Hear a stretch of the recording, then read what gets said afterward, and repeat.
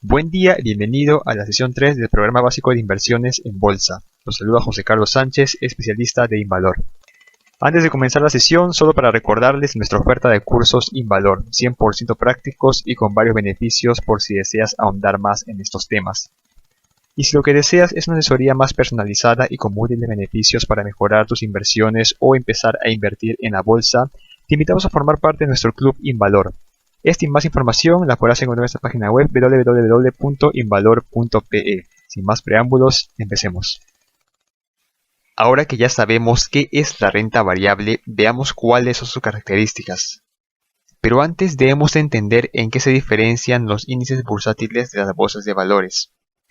Un índice bursátil es simplemente un indicador formado por una canasta de acciones, y su desempeño estará marcado por el movimiento en los precios de dichas acciones.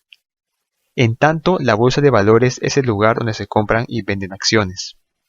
Por ejemplo, dentro del mercado estadounidense hay dos principales bolsas de valores, que son las de Nueva York y el Nasdaq. Hay acciones que cotizan en dichas bolsas y son parte de los índices bursátiles más conocidos del mundo. Por ejemplo, el Dow Jones está conformado por las acciones de las 30 compañías más grandes de Estados Unidos, que pueden cotizar tanto en la bolsa de Nueva York como en Nasdaq.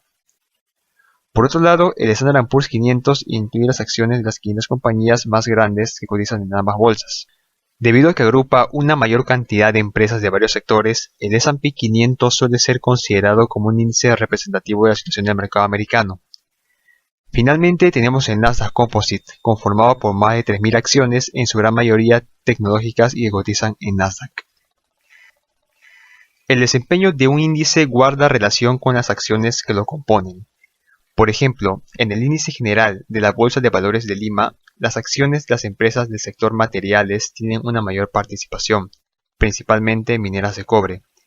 En segundo lugar están las empresas del sector financiero y después las de consumo básico. Es por ello que la evolución histórica del índice general de la Bolsa de Valores de Lima guarda relación con los precios de los metales base, principalmente el precio del cobre. Como cualquier bien o servicio, el precio de una acción está determinado por la oferta y la demanda. Aquellos inversores que desean vender acciones forman la oferta y aquellos que desean comprar forman la demanda. Las órdenes de compra y venta son transmitidas a los brokers o las SAPs y se registran en un libro de órdenes que es enviado a la bolsa de valores. Cuando dos ofertas coinciden en un precio, las órdenes se ejecutan. Así, el comprador y el vendedor intercambian dinero por la propiedad de la acción. El precio al cual se dio la transacción se vuelve el nuevo precio de mercado. De esta forma, el precio va variando a medida que se ejecutan nuevas órdenes. Además del precio, hay otros conceptos que debemos entender para caracterizar una acción. El primero de ellos es la capitalización, también llamada capitalización de mercado o bursátil.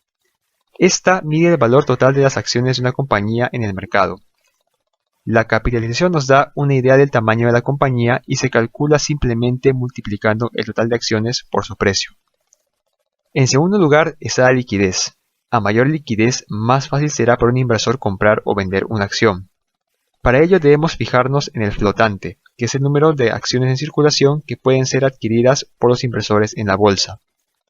No todas las acciones de una empresa son negociadas. La gran mayoría son acciones restringidas que permanecen en poder de los dueños de la compañía, y solo una parte, que es el flotante, está disponible para el resto de inversores. También debemos ver el volumen de negociación, que es el número de acciones negociadas en un periodo de tiempo, generalmente en un día. A mayor volumen negociado, mayor liquidez de la acción. Por otro lado, es muy importante conocer a cuánto ascienden los dividendos pagados a los accionistas, lo que nos permitirá determinar la rentabilidad o ganancia de las inversiones. Finalmente, tenemos la volatilidad, que mide las fluctuaciones en el precio de la acción en el tiempo. Ahora, ¿qué son los dividendos? Un dividendo es la distribución de utilidades que son pagadas a los accionistas. El monto a ser repartido dependerá de la decisión del directorio de la compañía. La forma más común es el pago en efectivo, aunque también hay empresas que pagan dividendos en forma de acciones. Hay 4 fechas clave que todo inversor debe estar al tanto para el pago de dividendos. La primera es la fecha de anuncio, donde una compañía anuncia en un hecho de importancia el monto a ser repartido y los dividendos por acción. Posteriormente viene la fecha de corte, antes de la cual un inversor debe poseer la acción para tener derecho a recibir el dividendo. Esta fecha es muy importante porque si un inversor vende sus acciones antes de la fecha de corte, pierde el derecho a recibir dividendos. Después viene la fecha de registro, donde la compañía guarda la relación de inversores que recibirán el dividendo. Y finalmente está la fecha de pago, donde se hace entrega de los dividendos a los inversores. Veamos qué es la rentabilidad. La rentabilidad es simplemente la ganancia de una inversión en un periodo de tiempo, e incluye tanto las ganancias producto de la variación del precio de la acción, lo que se denomina crecimiento del capital, como también los ingresos por dividendos. Por ejemplo, en los últimos 21 años, el S&P 500 ha tenido una rentabilidad de 226%, producto únicamente del desempeño positivo de los precios de las acciones que lo componen. Si consideramos también los dividendos que entregaron estas compañías a lo largo del periodo, la rentabilidad asciende a 392%. Es decir, los dividendos explican poco más del 40% de la rentabilidad total de este índice en los últimos 21 años. Por ello, es importante considerar tanto las ganancias por precio de una acción como también sus dividendos para determinar la rentabilidad de las inversiones. Los precios de las acciones fluctúan constantemente, algunas con mayor variabilidad que otras. A esto llamamos volatilidad, a las fluctuaciones en el precio de una acción en el tiempo. Decimos que una acción tiene baja volatilidad si la variación de los precios o rentabilidad no se aleja mucho del promedio. Por otro lado, si la variación de los precios es alta y se aleja del rendimiento promedio, decimos que la acción tiene una alta volatilidad.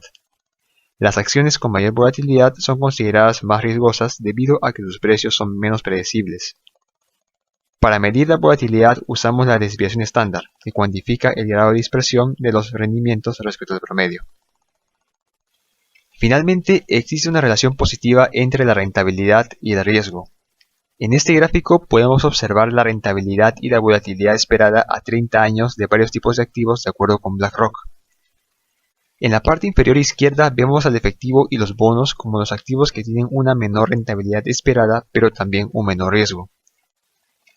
Las inversiones alternativas van desde los hedge funds y los bienes raíces hasta los activos más riesgosos pero con una mayor rentabilidad esperada como el private equity en la parte superior derecha. No obstante, este tipo de inversiones suelen tener una menor liquidez y muy altos costos de inversión mínima. En cambio, la renta variable o las acciones suelen tener un mejor balance entre rentabilidad, riesgo y liquidez. Incluso dentro de la renta variable podemos observar las acciones de empresas de países emergentes y de empresas pequeñas en Estados Unidos, que suelen ser un poco más rentables pero más riesgosas que las acciones de grandes empresas en los países desarrollados. Más adelante veremos cómo se relaciona este concepto de rentabilidad y riesgo con el perfil del inversionista.